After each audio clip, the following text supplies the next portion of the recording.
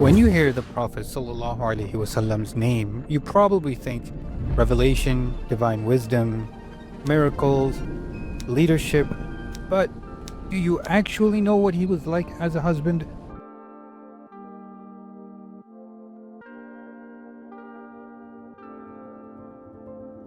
Assalamu alaikum, I'm Zaid. And I'm Hiba. We're married and professional matchmakers. After years of matchmaking, podcasting, and having conversations with single Muslims, we've noticed something interesting. A lot of people want a marriage just like the Prophet ﷺ, but many of us actually don't know what he was like inside his marriage. So today we're sharing 7 things about the Prophet as a husband that you probably didn't know. Aisha radiallahu anha was asked what the Prophet ﷺ did at home. And she said he was always in service to his family. He would mend his own clothes, milk his own sheep, and when it was time for prayer, he would go out. This is a man who carried revelation. He led armies, he governed a community, and still he helped at home. Yes, provision for a man is a duty, but service was also part of his sunnah too. Even the Prophet ﷺ experienced marital conflicts. So in a well-documented incident mentioned in Sahih Muslim, the Prophet ﷺ separated himself from his wives for nearly a month because they demanded him to spend more on them at a time he was going through financial hardship. Rumors even spread in Medina that he had divorced them all until verses came down where Allah subhanahu wa ta'ala commanded him to give them the choice, either stay with him and be patient or leave him. Needless to say, they all stayed. The issue was simply emotional strain, expectations, and boundaries. It wasn't anything haram, it was just something human. This teaches us something huge. Even the best marriages had difficult seasons. Conflict doesn't mean failure. What really matters is giving space when needed, accountability, and returning with clarity. Aisha radiallahu anha was known to be a bad cook. In one funny incident, Aisha broke a dish sent by one of the wives to the Prophet ﷺ out of jealousy in front of guests. The Prophet ﷺ didn't embarrass or lecture her. He simply collected the food, replaced the dish, and said, "Your mother got jealous." Now, how many of us would respond the same way?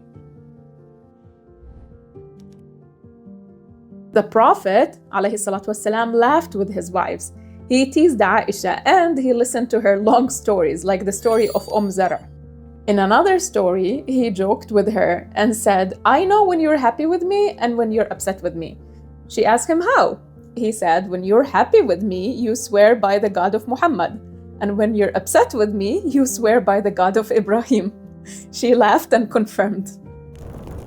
In his final moments, the Prophet ﷺ didn't die in the battlefield. He didn't die amongst his Sahaba. No, he rested his head on the lap of Aisha radiallahu anha, and there were deeply tender and loving moments between them.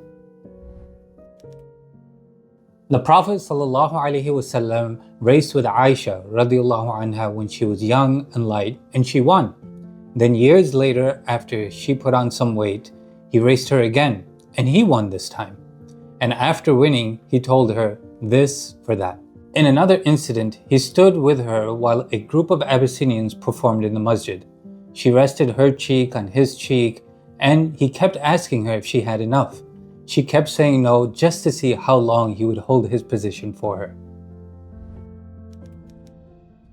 One of the most powerful examples come from Hudaybiyah. After a painful treaty, the Sahaba were emotionally shattered, and they felt like this was a defeat for the Muslims. The Prophet ﷺ gave instructions to shave their heads and slaughter their animals, but they did not comply. He got upset because he was afraid that Allah's anger will afflict them because they basically disobeyed his Prophet. He consulted with Salama radiallahu anha, and she simply advised him to quietly start the actions, and the companions would follow. He did, and they followed, and this moment changed history. The Prophet ﷺ didn't just ask for his wife's opinions, he trusted them and acted on them. Leadership doesn't mean my way or the highway. He called Aisha radiallahu anha by affectionate names, Aish, Humayra. And when Umar ibn As asked him whom he loved the most, he said, Aisha. And when he asked whom amongst the men, he said, her father, referring to Abu Bakr as-Siddiq. How many of our Muslim men today would openly declare their love for their wives like this? Emotional availability is not just a modern day thing, it's the Sunnah. If we want marriages like the Prophets ﷺ, we have to stop reducing the Sunnah to rules and duties and embrace the character behind them. Which example speaks to you the most? And which one do you think our communities need to talk more about today? Leave your thoughts in a comment below and don't forget to subscribe for similar videos. And we'll see you in the next one. Assalamu alaikum.